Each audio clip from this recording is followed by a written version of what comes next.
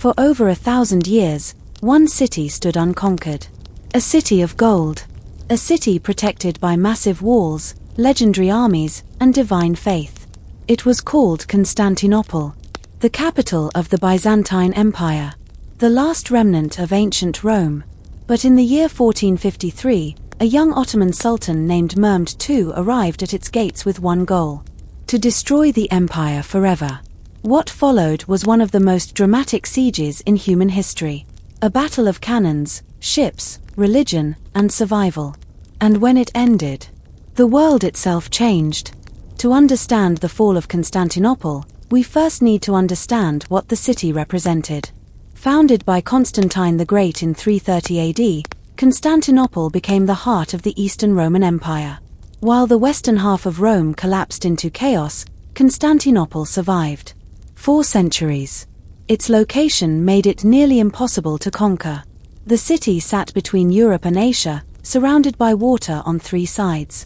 And protecting the land entrance were the famous Theodosian walls. Gigantic defensive walls nearly impossible to break. For 800 years, invaders failed to breach them. Arabs failed. Bulgars failed. Rus Vikings failed. Even massive armies were forced to retreat. Constantinople became known as the Queen of Cities. But by the 1400s, the empire was dying. Civil wars, economic collapse, and foreign invasions had reduced the once great Byzantine Empire to little more than the city itself. And surrounding it on all sides was a new power rising rapidly: the Ottoman Turks. In 1451, a 19-year-old sultan took the Ottoman throne.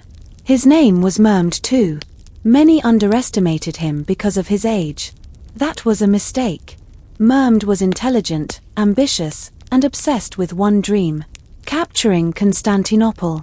To Muslims, the city held enormous symbolic importance because of ancient prophecies about its conquest. To Mehmed, taking the city would make him immortal. So he began preparing for war. He built a massive fortress near the Bosporus Strait to cut Constantinople off from outside help. Then he gathered one of the largest armies in the medieval world. Some estimates say nearly 80,000 soldiers. Elite janissaries, cavalry, engineers, naval forces, and most terrifying of all, cannons. Huge cannons. The largest anyone had ever seen. One cannon, built by a Hungarian engineer named Urban, was so massive it supposedly took dozens of oxen to move it.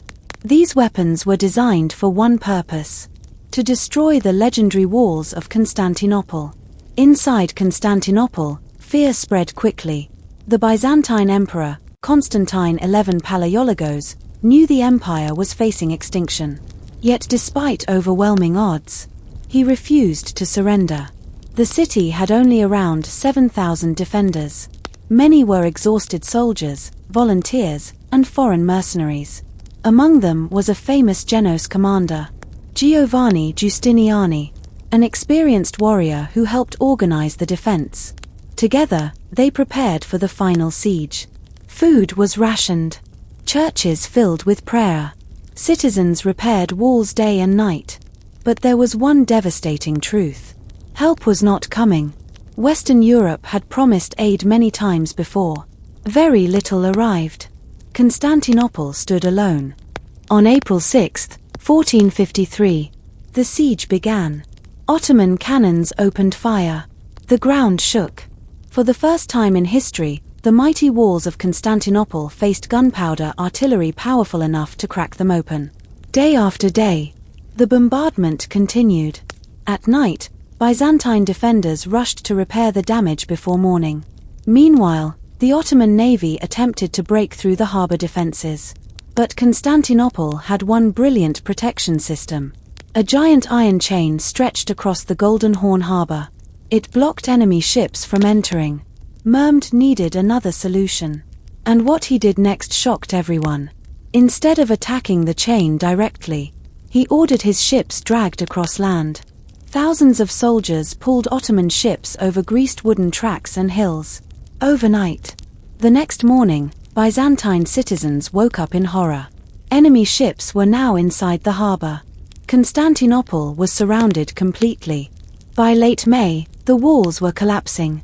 The defenders were exhausted. Mehmed prepared for the final attack. On the night of May 28, prayers echoed throughout the city. In the great church of Hagia Sophia, thousands gathered for what many believed would be their final Christian service. Emperor Constantine XI addressed his soldiers. He thanked them and asked them to fight to the death. Before dawn on May 29, 1453, the Ottomans attacked. Wave after wave crashed against the walls. First came irregular troops, then professional soldiers, then finally, the elite janissaries.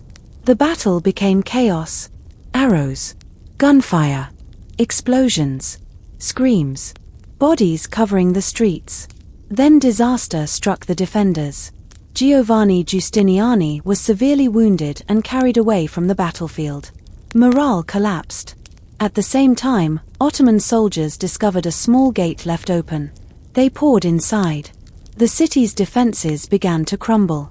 Emperor Constantine XI reportedly removed his imperial symbols and charged directly into battle. He was never seen again. The last Roman emperor died fighting in the streets.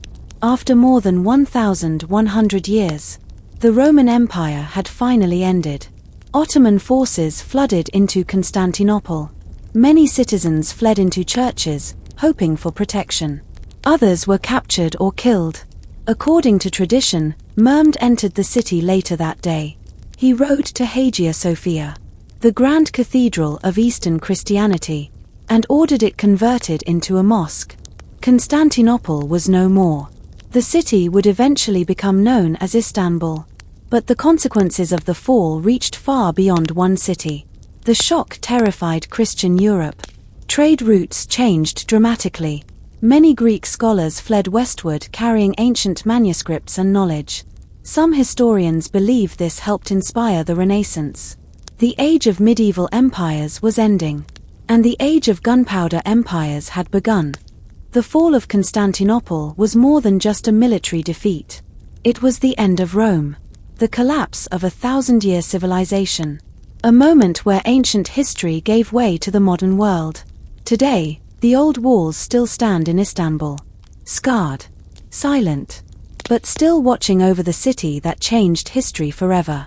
And nearly 600 years later, the story of Constantinople's final days still remains one of the greatest last stands humanity has ever witnessed.